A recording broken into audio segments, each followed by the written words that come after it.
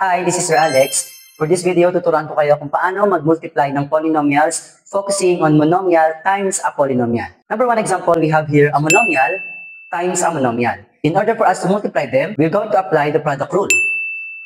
Unang gagawin is to multiply muna yung dalawa nating numerical coefficients. And we have here 6 because 3 times 2 is equal to 6. Next, we're going to multiply a variables and applying the product rule, pwede natin i-add na kanilang exponents. So 2 plus 4 is 6. And that will be the exponent of our variable a. Doing the same thing to our variable b, alam natin na kapag wala tayong nakikita exponent, automatically meron tayong invisible exponent 1. Doing that, we have 1 plus 2 is equal to 3. And that's the product in number 1. Sa number 2, we have here monomial times a binomial.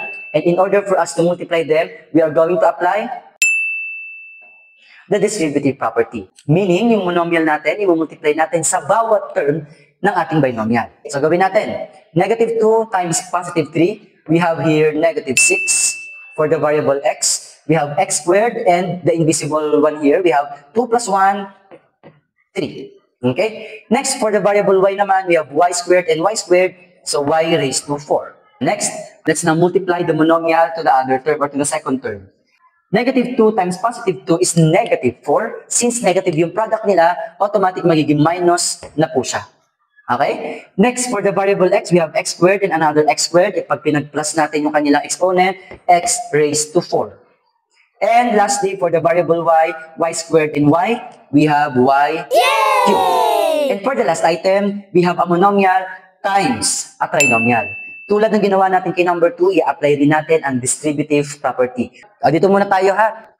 5 times 2 is equal to 10. Then c and c squared, applying the product rule, we have c cubed. Since wala tayong variable d sa ating first term ng trinomial, ikakopy na lang natin yung variable d. Next, for the second term, we have 5 times negative 3 is negative 15.